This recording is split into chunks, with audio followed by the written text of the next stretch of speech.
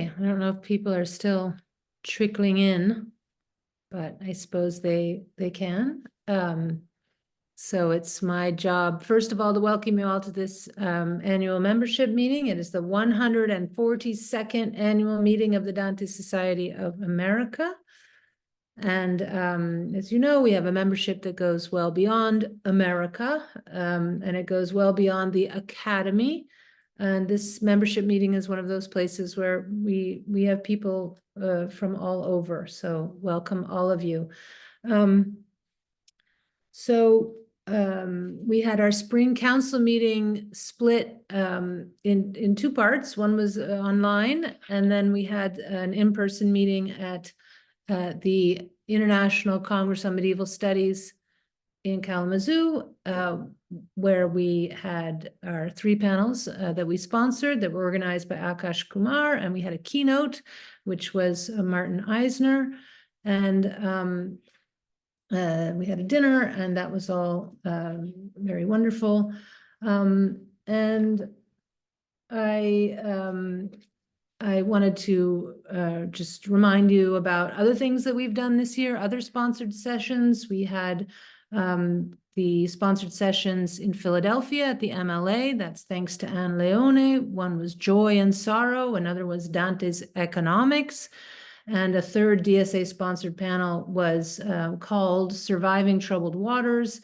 And it was performed by formerly incarcerated individuals. So it was a super special session that Anne Leone put together there. She's already, with the help of Beth Coggeshall, put together the 2025 MLA, which is going to be in New Orleans.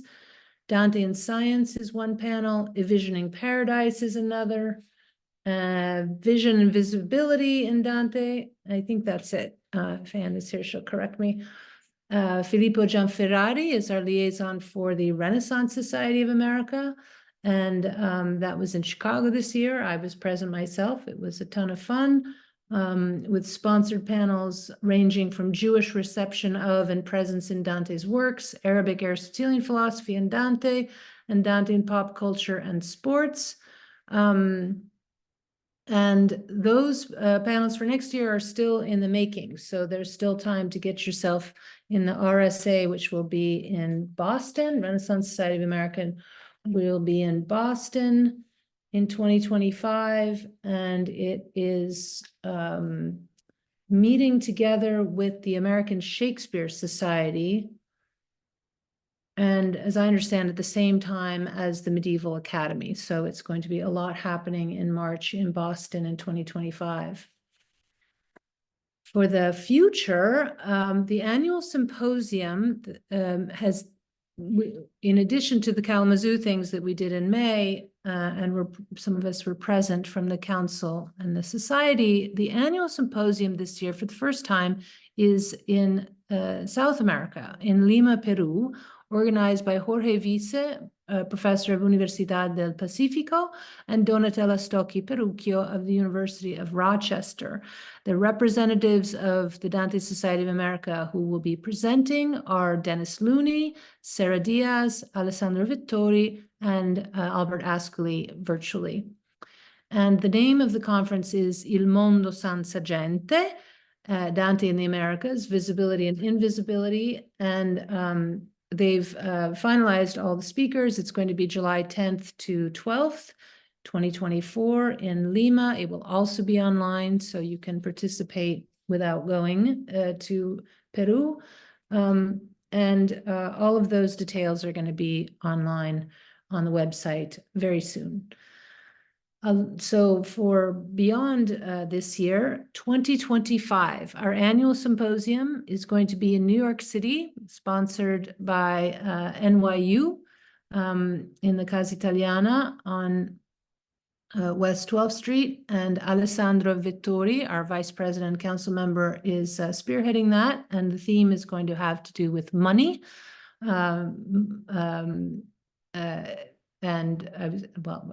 I was thinking that Alessandro Vittori, of course, he's going to do it on money, you know, but he's not in it for the money, if you know anything about Alessandro. 2026, we're already thinking ahead to that, and maybe inspired by the Peru idea. Alex Cuadrado said, well, how about Mexico City? Because turns out we have various people who are connected with Mexico. One is Alex himself, and another is Natal Eva Calebre, who is married to somebody from Mexico City, if I'm not mistaken, and also our own Cosette, the managing editor of Dante Studies. So the three of them have formed a committee, and they're talking about having 2026, this is Dante Society Annual Symposium in Mexico City. So look forward to hearing more about that. Dante Studies, as you know from my announcements, has changed leadership. Justin Steinberg, who ably steered the journal since 2015, decided to step down after the 2023 issue.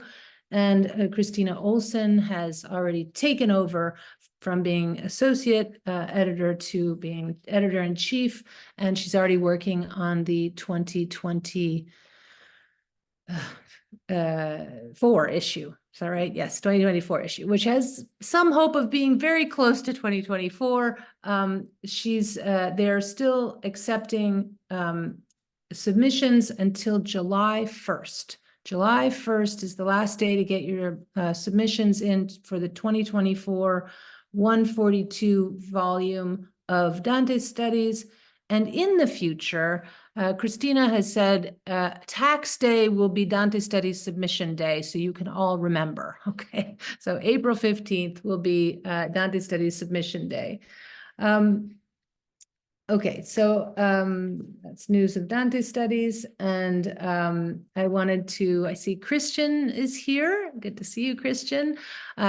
He thought he was going to be completely freed of us when he passed most everything on to Julie Van Petegem and Danielle Calegari, but he kept the office of archivist, being the only possible person who could deal with the fact that we have physical possessions in Massachusetts, and he's very kindly offered to put them in order, but he hasn't finished that job, and so we're keeping him on for another year, and we hope for his sake he can finish that in the coming year. Let's see, I wanted to put another plug in for the PBS documentary that maybe a lot of you have seen already, which the PBS documentary Dante Inferno di Paradiso will be available to stream for free through June 30th. So if you haven't seen it yet, this is a good time. And then, okay, I think I've arrived at well, I guess I'll do this first. So as you may remember, last year we instituted Presidential Service Awards for graduate students who had who do work for the society, work or initiatives for the society.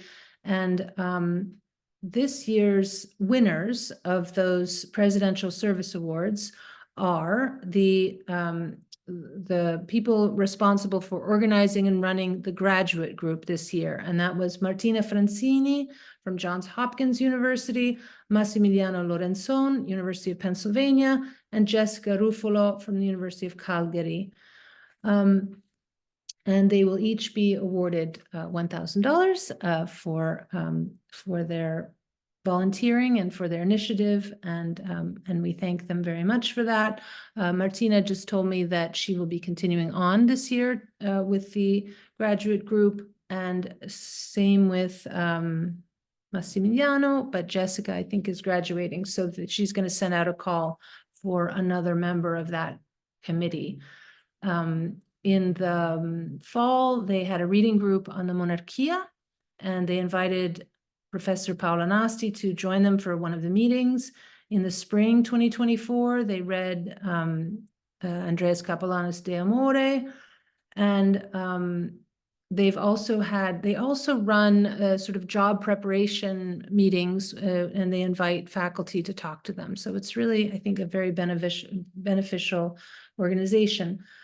This same Martina Francini has had the idea of starting an annual graduate conference. So I'm announcing today the first annual Dante Society of America Graduate Student Conference. And it's, as I said, it's the idea of Martina Francini. She's going to do it together with Stefano Scandella, who is a graduate student at NYU. It's got a title, which is Dante's Other Worlds. A call for papers has been sent out, and the conference date is Saturday, September 28th, 2024 at NYU Casa Italiana. In other activities, Beth Coggeshall, our outreach, education and outreach director, has been very busy. She's got a new initiative called Field Notes, which involves short discussions of the philosophical underpinnings of our various sister societies around the world. The principal organizers of the Dante Society of South Africa have promised one entry, and the Center for Dante Studies in Ireland, Cork, signaled that they would be interested in writing one. And this summer, Beth said she would contact the organizers of the Leeds Center for Dante Studies, the group Mondialisation de Dante from the University of Lorraine, and the Lectura Dantis Limensis, Universidad del Pacifico, where we're having the conference, for additional notes. They will be going to our publication, Dante Notes, editor Akash Kumar, to be released one per month. So Beth is looking for suggestions for other organizations, so other sister organizations who might be interested in being involved in this project called Field Notes.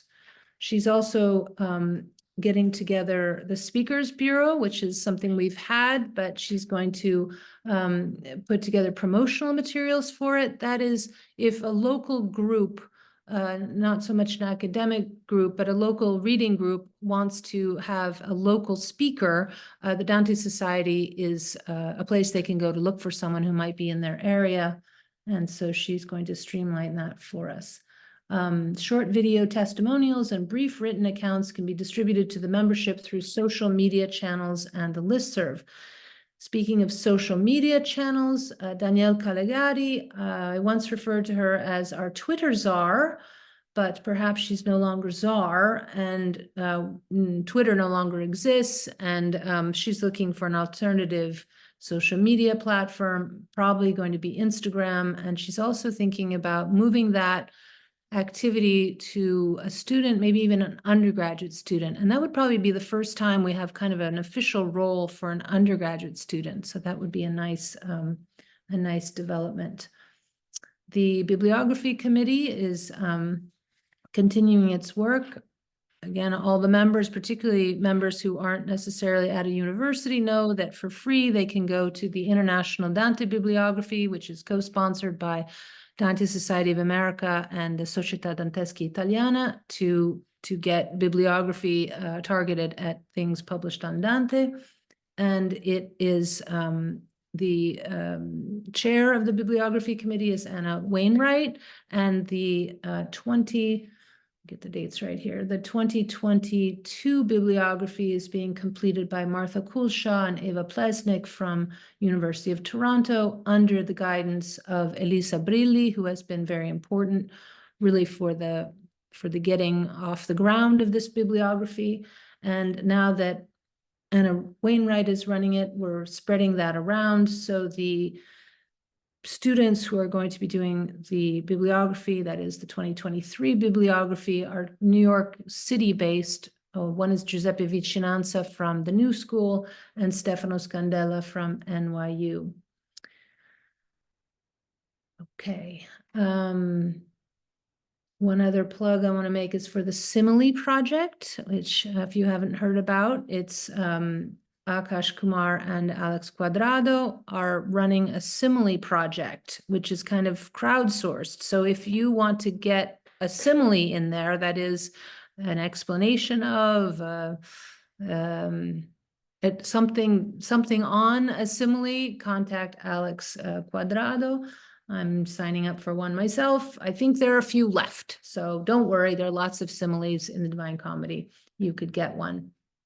And finally, I think this brings me to my last piece of info, but if I've forgotten something, somebody will interrupt me. You may recall that you got a holiday card last December instead of a boring email. And this cute little card was made by an artist I happen to know. And I would like there to be an annual artist contribution to this effort. And I think it's a way of getting all kinds of people involved in fun stuff with the Dante Society. So if you know of an artist, or if you are an artist and you'd like to do it, please contact Secretary Julie Van Petegem, and hopefully we'll get so many contestants that we'll have a competition. But right now we have nobody, so you could get in there first. Okay, so I think that's the end of the sort of quick run through of news. We also have, after our business meeting, we have a couple of fun things. One is these 3 flash talks from graduate students that we did last year, and it's backed by popular demand. And the other is a sneak peek at the new website, which is forthcoming. So with that, I think I can hand it on to our secretary, Julie Van Petegem. Thank you, Allison, and good greetings everyone. I wanted to say good evening, but it's not evening for all of you yet. I am reaching the end of the first year of my term as secretary. This is my first business meeting running as secretary, so if anything goes wrong, it will be due to that. And so my first task as the secretary is to let you know that actually the criteria for achieving a quorum for this meeting, thanks to you all, have been met. As I reminded you various times, we do need 25% of the total membership, and this is at the current moment 365 members to reach a quorum, both attending in person or by proxy. I've done the math, that's 92, we've met that, and so we can now transact business that requires a vote, and that will be in this meeting the approval of the minutes and 2 reports. So before the start of the meeting, both in Allison's and my emails, I distributed the draft minutes of the last year's annual meeting that was held online Saturday, May 6, 2023. I will put that also one more time in the chat. I have, in reviewing the minutes for the meeting today, noticed that May 6 was a Saturday, not a Sunday, as is listed there, but that was the only minor typographical error that I found. So now I wanted to ask if anyone else had additions or corrections to be made. And hearing none, I think then we can move to approve the amended minutes. Can I get a second? Okay, thank you. And now all in favor to approve the amended minutes, virtual or actual hands will count, or a thumbs up, I'll take it. And any opposed? So we have approved the amended minutes of last year's annual meeting. The next item of our agenda today is to listen to our treasurer, who will give the treasurer's report.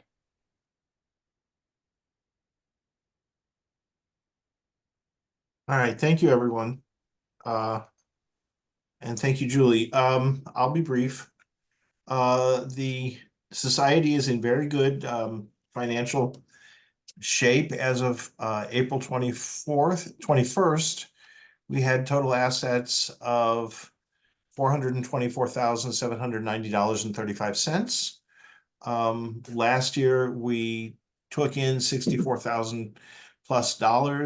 We spent $19,787. This year we have a slightly larger budget than typical. We're investing some money in the Lima conference in terms of travel for some of our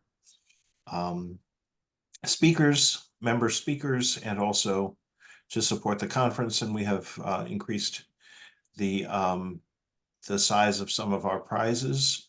So I've drafted a budget of $44,350, which I suspect we will not spend all of, but that's what we have budgeted, and we're in fine condition to support a rather more amplified budget than we have in the past. This budget was submitted to the council at our last meeting and approved. And that is my report. Thank you, Michael. And I will follow up here with the report from the audit committee, which I will deliver on behalf of the committee. The committee consists of Dennis Looney, who is the chair, Susanna Barcella, and myself, Julie Van Petegem.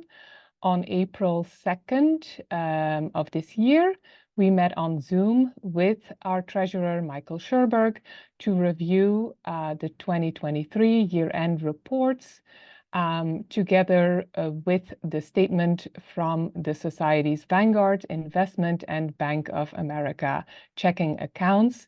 This was a brief meeting because the committee found that all the accounts were in good order and the financial health of the society was sound.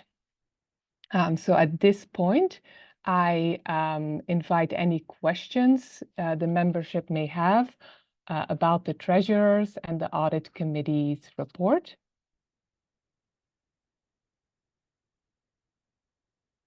And if there are none, this is the second time that some voting needs to happen. I ask for a motion to approve both the 2023 Treasurer's Report and the 2023 Audit Committee Report. So do I have a second? We do. And then once again, virtual hands, thumbs up, or your actual hands will count. All in favor. Anyone doesn't approve, opposes? None. So the 2023 Treasurer's Report and the 2023 Audit Committee Report have been approved. Thank you, everyone. You just keep hearing from me. I'm sorry. So the next item on our business meeting agenda is a report from me, your secretary. I'll keep that brief. I already mentioned that our membership this year is at 365. Johns Hopkins University, they present us with monthly membership reports so we can really follow well how we are doing. That is a slight decrease from last year when we were at 374. There was a boom of membership during the anniversary year of 2021. And our previous secretary, Christian Dupont, he had been reporting on the decline in membership that we've been seeing. Last year, he anticipated a further drop-off for this year. And so that turned out to be very modest. So our membership numbers remained pretty stable. You have already heard that I, together with Communications Director Danielle Caligari, we have been focusing on the redesign of the Dante Society of America website. We're delighted to give you a sneak peek at the site after the conclusion of this business meeting. And you have already heard also from Allison that we're also thinking about how we can best integrate a new social media platform into this new website. So there's a lot of new coming your way next year. So you'll probably read the minutes and the agenda of next council meeting on a completely different website experience. And so that concludes this very short report from me, the secretary. You will have the time to share thoughts on the website later. We definitely welcome any input about what we should really prioritize there of you using the website. But if there are no questions, then I will move on to Okay, get all your virtual applause hands out, because now we have a report from the nominating committee. Again, I am delivering that on behalf of the committee.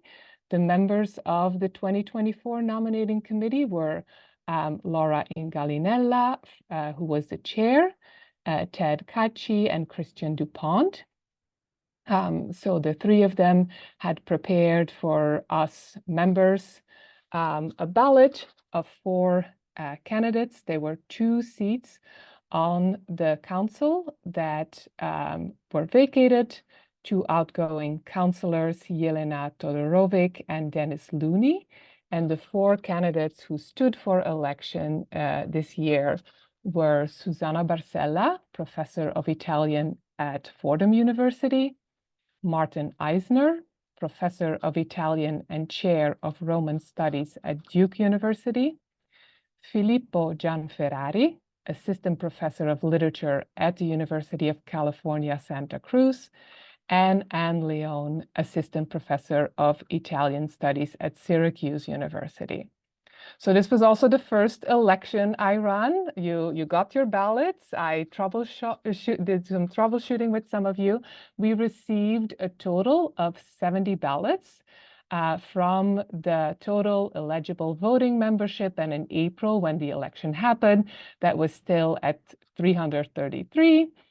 So that averaged to a voting participation rate of 21% of the membership. That is in line with what it was in previous years. And now I am very pleased to announce that Susanna Barcella and Martin Eisner have been elected to the council. So join me in welcoming Susanna and Martin to the council, and in thanking Jelena and Dennis for their service. I will announce these results to the membership also through our listserv. And Susanna, Martin, our first item of business of the new council will be to elect a vice president to serve 1-year term. And so I will conduct the balloting and then announce the results to the membership. And finally, I have also a report to share on behalf of the Prize Committee. The 2023 Prize Committee included Paola Ureni as chair, Fabian Alfi, and Grace Del Molino.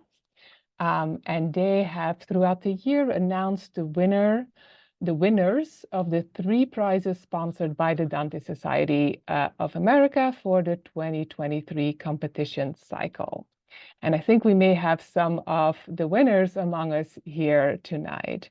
So the Dante Prize for Best Undergraduate Essay was awarded to Holly Nelson from Johns Hopkins University for her essay on Absolving Matilda, Engaging with Ecofeminism in Dante's Purgatorio. The Charles Hall Grandjean Award for Best Graduate Student Essay was presented to Charles Firestone East from Columbia University for their essay Se la prima materia degli elementi era da Dio intesa, Metaphysical and Natural Views of Prime Matter in Aristotle and Dante. And you will hear from Charles later. He is one of our flash talk givers. So congratulations, Chaz. And then the Robert Durling Prize for Excellence in Teaching Dante at the secondary level was awarded to Caitlin Bose from QI Roberts Junior Senior High School in Florahome, Florida. And so let's just give a big round of applause for all the winners. Now I'll talk about the money. The Dante Prize carried a monetary award of $500, the Grandjean Award of $700, and the Durling Prize of $1,000. And starting this year, following the decision of the council, the prize amount for the Grandjean Award will be $1,000 as well. And I just want to send a final reminder to this group. I know you're here, so you are on top of this, but still, I have to say it, the submission deadlines. So if you have students or if you are a student and in this meeting, the submission deadline for the Dante Prize and the Grandjean Award is June 30th. And the deadline for the Doering Prize is now a little later, providing a little bit more time. In September, it's September 15. Okay, so there's a bit more time. You can find more details about the prizes. We have a prizes page on our website, and submissions should be emailed to us, to me, at dantesociety@gmail.com. So that concludes the very delightful report of from the prize committee.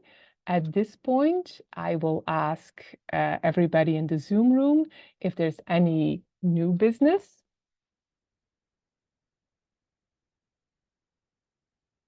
And hearing none, I will pass it back to Allison to adjourn us for the business part of the meeting. Very important, don't run away. The best is yet to come. I want to thank Anne Leone from the University of Syracuse and Filippo Gianferrari of UC Santa Cruz for standing for election. We will get them on another cycle, I'm sure. The wonderful thing about our 3-year rotation of the counselors is that many people can participate at different times in the direction of the society. And as many of you know who have been doing work for the society, it's not just the counselors who are involved. So thank all of you. And so I do want to thank our outgoing counselors, Dennis Looney and Yelena Todorovic, who are completing their 3-year term with the meeting today, but it is not the last we will see of them either. Yelena has kindly offered to take over the organization of the Kalamazoo conference, the International Congress on Medieval Studies in Kalamazoo. So thank you for that, Yelena. And so I look forward to seeing you there next year for sure. And Dennis is involved in all kinds of ways, including being one of the 3 coaches of for our Flash Talkers this evening. And so I think I'll take this moment to tell you who they are, and then I'll adjourn. Is that okay? Okay. So our 3 Flash Talks this evening. One is Chaz Firestone East, winner of the Grandjean Prize you just heard about, who is a 5th-year graduate student at Columbia University, coached by our own Dennis Looney. Matteo Mazzelli, 3rd-year doctor student at the University of Macerata, University of Bologna, and he was coached by Alessandro Vittori. And Alexander Schmidt, 4th-year doctoral candidate in comparative literature and doctoral student in political science at Louisiana State University, and Francesco Ciabattoni worked with him. So we're going to turn to that, and then we will see the website. So stay tuned, but I am now going to officially adjourn the meeting, the business meeting of the Dante Society of America 142nd meeting. Okay, we're adjourned. So I think that means we move on to Chaz. He must be here. I don't see him in my chessboard here, but I'm sure he is. Speak up, Chaz. There I'm you here. are. Okay. All right. So a flash talk, as you know, is like a 5-minute talk, which is a feat in itself, because I'm sure he has a lot more than 5 minutes to talk about, of material to talk about. So welcome, Chaz. Thank you. And thank you for inviting me. I just want to check first. I'm traveling and I've had to switch to my phone because of bad Wi-Fi. Am I coming through clearly to everyone? Yes, we hear you. Good? Okay, great. So my dissertation, titled Identity Across the Scale of Being, Puzzles and Problems of Synchronic and Diachronic Identity in Dante's Corpus, is the first to treat Dante as a veritable philosopher identity, one capable of answering questions such as, how does one distinguish between one species and another? How does one distinguish between 2 individuals in a species? And how is the identity of any one object or person maintained over time? Originally, I conceived this dissertation as having 3 chapters. One with a series of what I like to call thought experiments, right, of different episodes across the comedy that take some concrete idea of identity and then manipulate it in order to create their intended rhetorical effect. So I look at Bronchodoria and his premature damnation, the split between body and soul, the metamorphoses of the thieves, and the eagle of Jupiter with the pronoun play between the singular and plural pronouns. And then I use these as an amuse-bouche to discuss how identity is an important concept to Dante, to focus the next 2 chapters on Purgatorio 25. One chapter on embryology and one on the aerial body as a stand-in for the separated soul. For the embryology chapter, I focus on the transition between the developmental stages, vegetative to sensitive, and the creation of the spirito novo by God, which descends, and ask questions such as, what exactly are the changes between each stage, and how is the identity of the developing being maintained with these changes? When does the developing being become human for the first time? A question that's become all the more important since I started writing this dissertation. And in the next chapter, I ask, now at the end of human life rather than the beginning, right, how is human identity and personal human identity maintained, if it even is, right, in the period between death and resurrection without a body, considering how important embodiedness is to Dante's understanding of the human experience, human operation. Now, I said at the beginning, I originally conceived this dissertation as having 3 chapters. All 3 of these chapters are still here, but I encountered what I considered a methodological issue that had me, well, double the length to 6 chapters. Thoughts and prayers to my committee, everyone. And so going back to earlier debates in scholarship, particularly the infamous ones between Busnelli and Nardi, I encountered this tendency to tell Dante what he means when he's using a particular scholastic term, right? Or when encounter a particularly troublesome phrase, to run to Thomas or Albert or the pluralist or the unicist or whatever school of thought one refers to, fill in a lot of the gaps, which, as someone who's studied philosophy separately, is something I found a little puzzling, especially as we often consider Dante as one capable of doing true philosophical thought, because when one encounters something peculiar in Thomas, they first compare it to Thomas's other works. They don't automatically go to Aristotle, right? And so I thought about doing an experiment of my own, a methodological one, in which I then add 3 chapters, one on form, matter, and the composite of form and matter. In each chapter, cataloging every instance in which Dante uses those terms or variations, form, informal, etc. And then looked at the purest iteration of each of these hylomorphic parts in reality: angels for form, prime matter for matter, and the heavenly spheres and humans for the composite. And while I do believe I've made some interesting insights into Purgatorio 25, what I'm really most proud of with this dissertation is how much I've been able to really have Dante give his own definitions, how much a Dantean framework seems to have emerged, and that when I go to read Purgatorio 25 or ask these questions about angels and prime matter, how much I'm able to cite Dante's other works, right, and bring this together, to read Dante with Dante first before turning elsewhere, and thus by implication, giving his allegiance to one school of thought or another, right? And it's something I was not confident in the beginning. I originally just searched for a greater definition of certain terms important for his philosophy. But a framework has emerged, which is not always consistent, but is very well structured, that I had no idea it existed until I really cataloged and put everything together. And so while my focus is still on identity in this dissertation, I'm very glad to develop this methodological practice and framework that I can use for philosophical issues far beyond that. And then I hope can also bring Dante back to the attention of historians, of philosophers that once entertained, to a new degree, and maybe even have a introduction to scholasticism with Dante kind of popular little thing coming back here. Yes, thank you all very much for this talk. Thank you, Chaz. My goodness, how much you managed to get done in so little time. If it's that brief, I think your committee won't complain at all. I think they'll be delighted. Should we pause for any questions or comments for Chaz?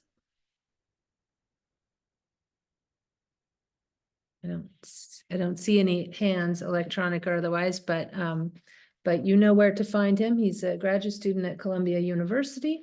And so we'll move on to our second Flash Talk speaker, who is Matteo Maselli, third-year doctoral student at the University of Macerata and Bologna. Matteo, there you are. Welcome. Thank you. I'm going to share my screen.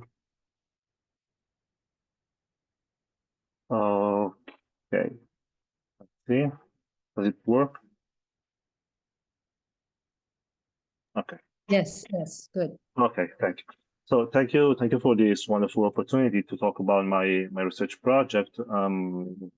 My research project overseen by Professor Giuseppe Ledda and my professoressa Laura Melosi.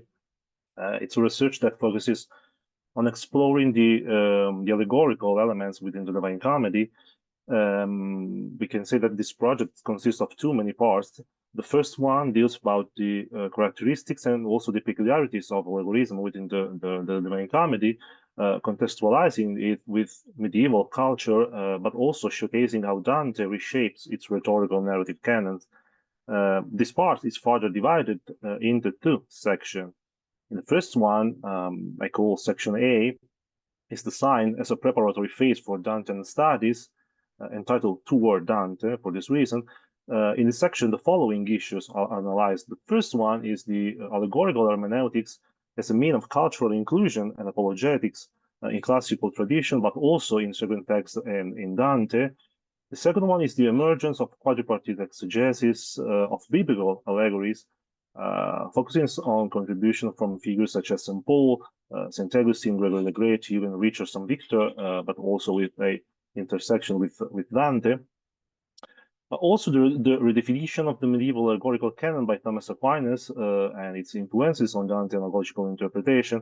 And finally, the possibility of resorting to allegoria in verbis as an expression of poetic and moral truth. But however, as I firmly believe that Dante's work cannot be divided into strict allegorical categories, in the second section of the first part of the thesis titled Dante, after studying the semiotics of medieval science, including the Crocian, post-Crocian tradition, I first explored the presence of theological allegorism in the comedy, followed by poetic allegorism. Finally, after evaluating the typologic dynamics such as Auerbach's figural process, I proposed a new kind of interpretation of the comedy, adopting the logic of the so-called pluri-allegorism. So in other words, by analyzing the internal functioning of the Dantean poetic narrative, I seek to demonstrate how an interpretation of the poem can incorporate allegory in verbis and in factis without mutually excluding each other. Now, alongside a traditional study of Dantean allegorism, my research project involves also the development of a digital tool, the so-called database allegorico dantesco. Now I'm going to refer to this resource as DAD. It's important to know that the DAD is still in its earliest stages, so it requires further technical action, both graphically and in terms of content and available functions. So for future implementation, I hope to have the support of an equipe, as despite the crucial assistance from professional IT specialists who handled the website, I personally spent over a year selecting texts, searching for them, transcribing them entirely into XML, and uploading them online. And nowadays, the texts currently available in the DAD are around 500, mostly in Italian and English, with a smaller percentage in French and Spanish, totaling over 80,000 pages. I'm going to share a review of my website.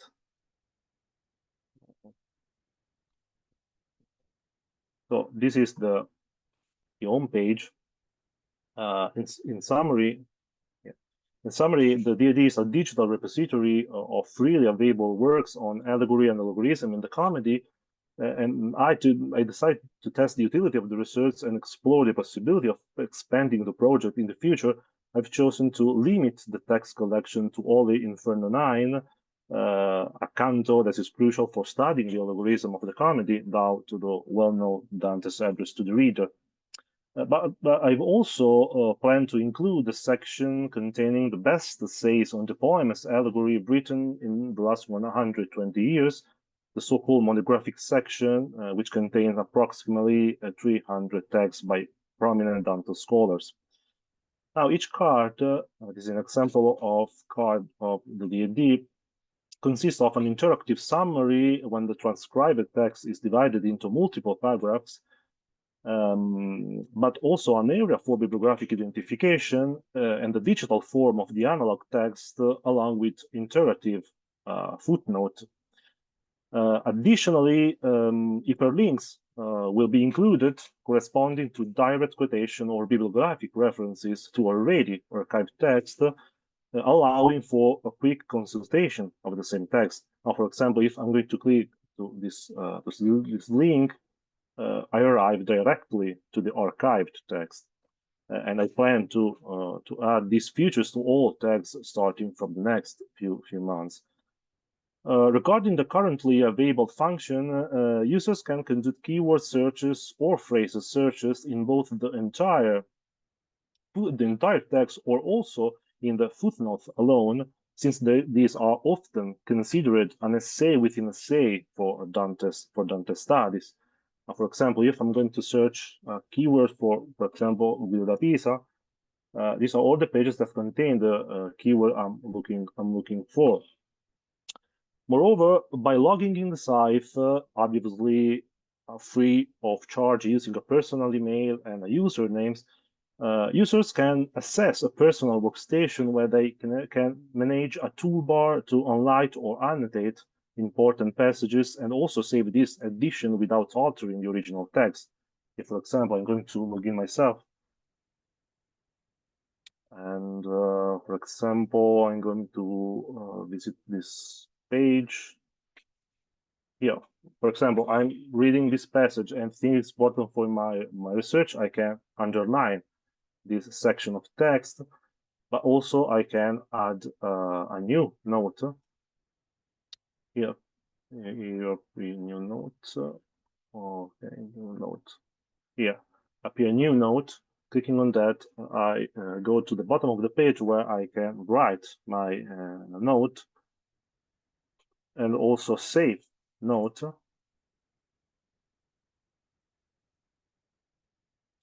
Here, an hyperlink. And of note, I can also delete note and also reset the underlined text. Here.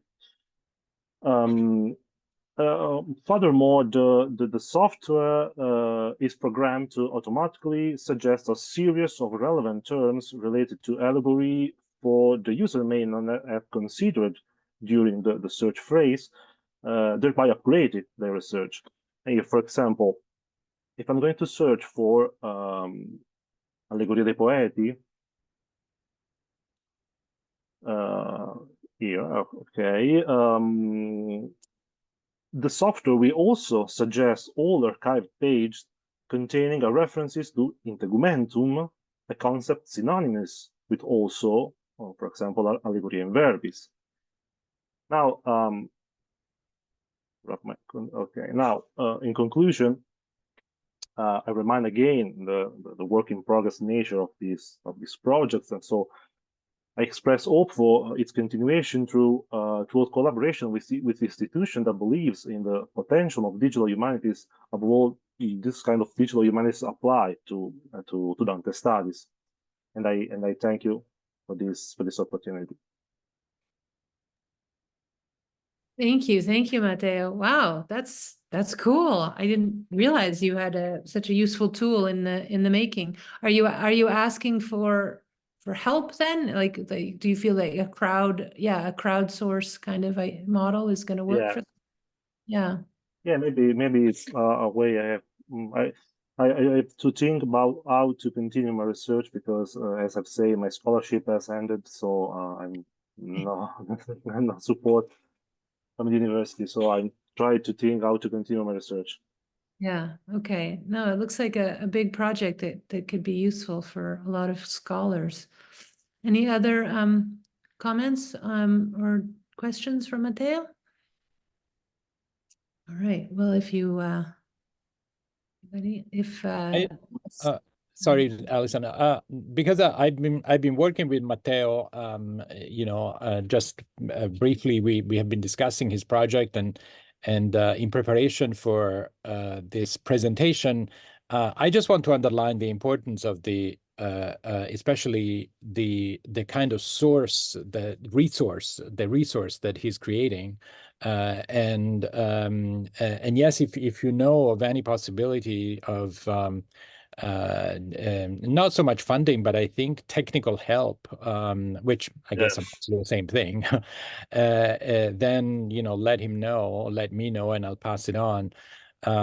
Because I think it is going to be a very important tool for all of us when we do research, and so we could think of linking it to existing resources and making sure that it gets disseminated, because I think it is very important. So I just wanted to highlight that. thank you, Alessandra. Thank and Thank you for coaching. Yeah, I mean, it looks like, as you said, for digital humanities, it looks like it might be a model for other themes, right? Not just allegory, but very cool. Okay, we're on to our third speaker, who is Alexander Schmidt, fourth-year doctoral candidate in comparative literature and doctoral student in political science at Louisiana State University, coached by Francesco Ciabattoni. So, Alexander. Thank you, Professor Cornish, and thank you to Professor Ciabattoni for the excellent coaching. I think he'll find that I went with the minimalist approach, and also I'm almost in awe of the two doctoral students / candidates who went before me. Excellent, really breathtaking work. Okay, I'm going to try and share my screen and then go into presentation mode and then do the thing. Okay, can everybody see the presentation? All right, so the name of my doctoral dissertation right now is Dante, the Islamo-Judaic Tradition and the Doctrine of Double Truth. I'm Alexander Schmidt from Louisiana State University, and I'm a doctoral candidate in comparative literature. First and foremost, I am reading the comedy allegorically, but instead of reading it with the theological allegory, which I've seen, which is very powerful and prominent, and which I wish to give due credit to, I am reading the text philosophically. And rather than seeing Beatrice as a figure of faith, or Beatrice as a figure of faith, and Virgil as one of philosophical wisdom, I'm going to pursue a slightly different tack and take as my hypothesis that Virgil is in fact Aristotle's practical intellect and Beatrice is the speculative intellect. And so that's going to be part of what governs my reading. Of particular importance to my analysis will be Dante's Inferno 9 and the encounter with the fallen angels, as well as the encounter with the Malebranche as well, in Canti 21 and 22. Also several canti in the Purgatorio, but I haven't filed those down yet, but almost certainly Purgatorio 25 as well. And then I wish to end with the end and to give a consideration of what happens at Paradiso 33 in the final lines of the poem, and see what the love is that moves the sun and the other stars. The ultimate question that I seek to answer here, besides what the relevance of medieval Islamo-Arabic and Judaic thinkers is on Dante, is in his conjunction at the end of the text, does he attain what the medieval Arabs would consider is conjunction with the active intellect? And does he achieve immortality, which is the optimistic approach to the end of the text for those who read it philosophically?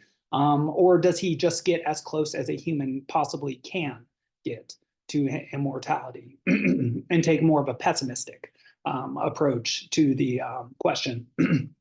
I have not fully settled it yet, so I'm looking forward to revealing my answer to you all soon.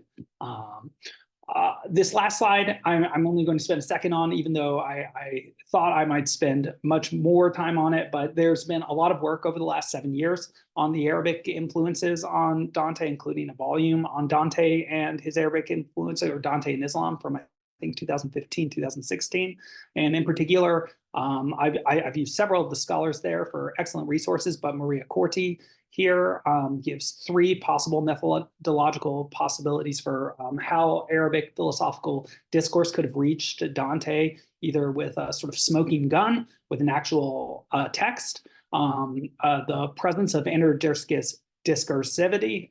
Sorry, Latin is easier than English sometimes, between the 2 worlds, or is there a piece of text in one text that is replicating what was from an original source text?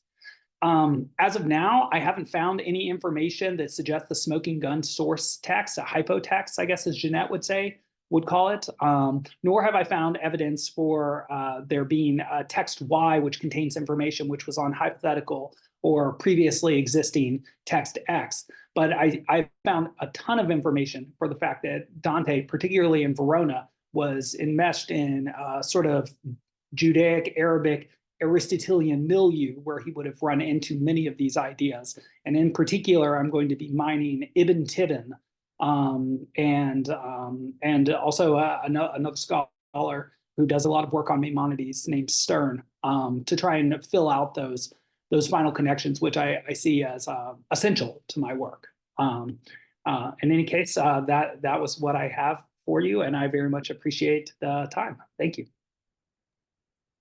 Well, thank you, Alexander. Another admirable use of time, really spectacular. So thank you for that. Applause. And would anyone like to say anything right now to Alexander, or he can be found at Louisiana State and through the Dante Society. You can find other members through the Dante Society. That's one of the things that we do.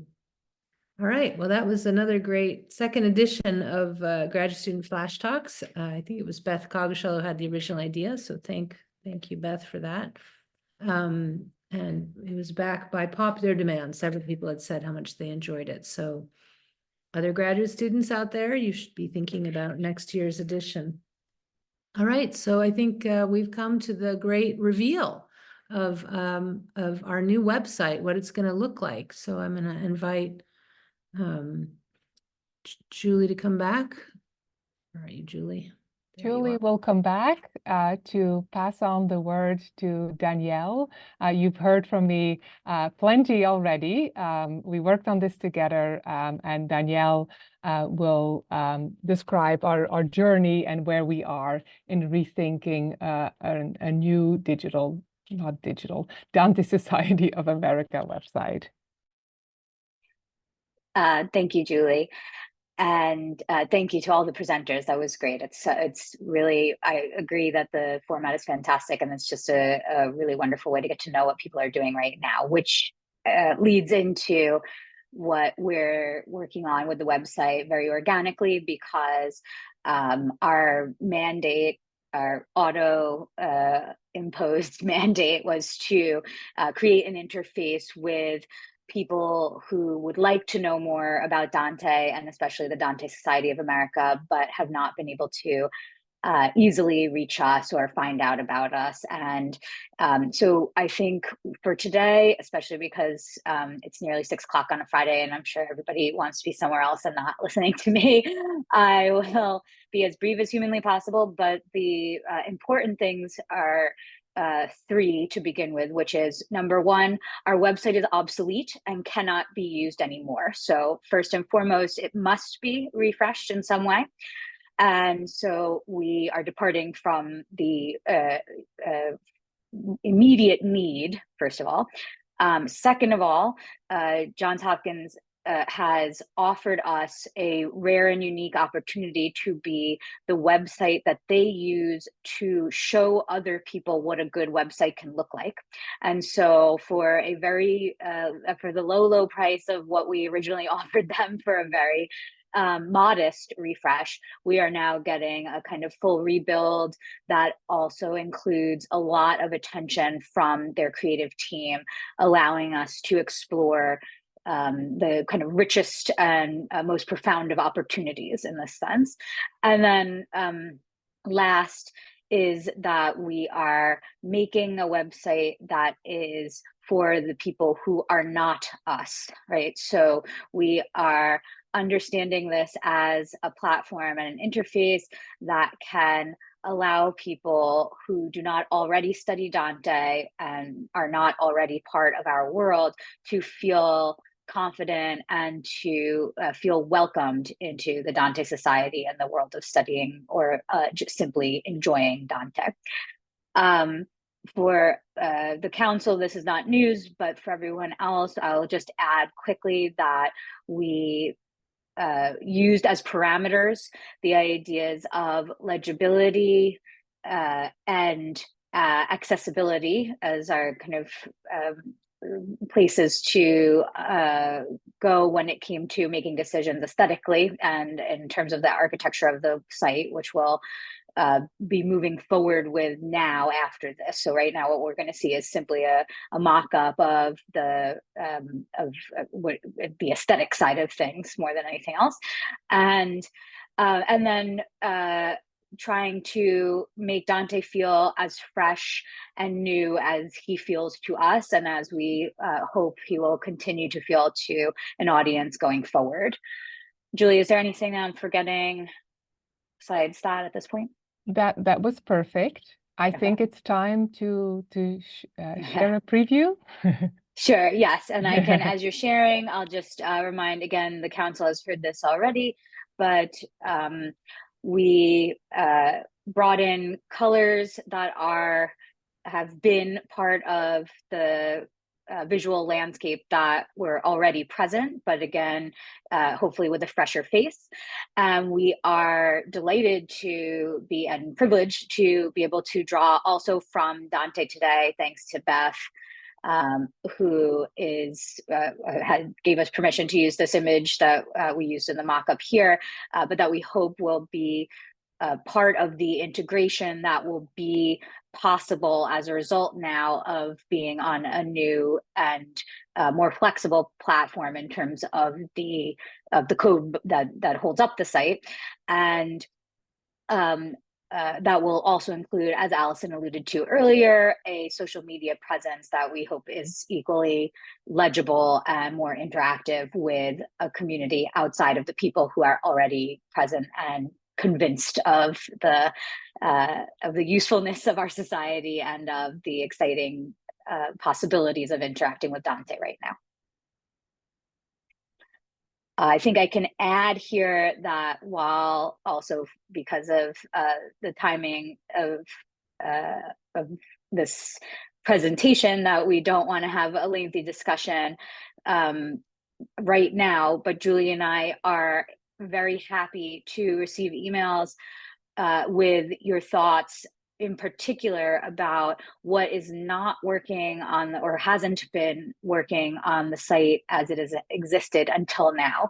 A few things that we know were an issue that everybody felt equally concerned about were the burying of very pertinent information and the heaviness of the site as it existed before in terms of more kind of detail where it was not necessarily immediately necessary. So we now are privileging, as you can see here, the key elements of our society in terms of how it interacts with the world at large, who we are, what we do, how to be involved, and then all of the other information that you're already familiar with on our website will of course be present, but built out in a way that does not obscure the essence of these sort of pillars of our initiative. I'll just jump in real quick to add that what you're seeing now is the starting point. It's a mock-up of what a homepage would look like if you see it pre-scroll. So we just see the whole page as it would be.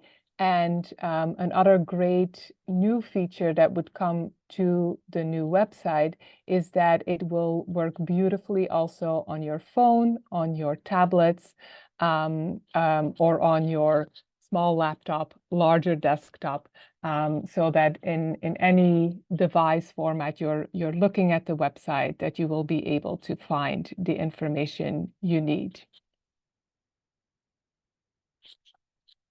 So I'm going to stop sharing. And I'm going to also add in the chat the email address where we would love to hear,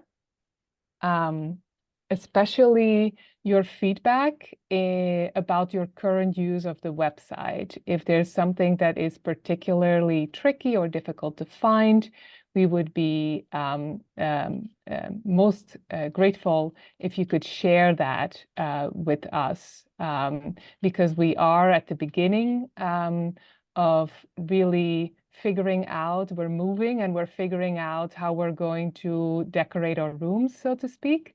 And so if you think that something needs to be featured a little bit more prominently than it currently is, this is your this is the time. This will be the summer, a big project for us. And from the moment it's live, we will, of course, let you know through all the Dante Society of America channels. Okay, terrific. I'm going to echo what Beth said here. Congratulations and thank you, Danielle and Julie. I know this is the result of many, many hours of work, and it is very exciting to see it all come together. I echo that, and I call attention to the chat, to the three presenters, because there's some also nice things there. You should go check it out before we adjourn the whole meeting. Is it okay to share some other news, Danielle? So Yes, that's fine. Thanks. Yeah. I just heard that Danielle is now associate professor at Dartmouth. So brand new news. Thank you. Yes. Yeah. Just That's found out this morning. Very fresh. exciting. Okay. Thank you for spending the time here instead of running out to get that champagne. So good. Wonderful. With that, I believe our work is done. And I look forward to seeing all of you at our various activities that I ran through very quickly. You can find them all on the website, but you'll be able to find them more easily in the near future. So please be in touch with all of your great ideas and suggestions. Spread the word to people who you think would be good prize candidates. Submit to Dante Studies. Remember, July 1st, is that what I said? 1st, thank you, Christina. Thank you for being involved. Thank you for being at this meeting. Thank you, everybody. Good night. Thank you. Thank you. Bye. All right.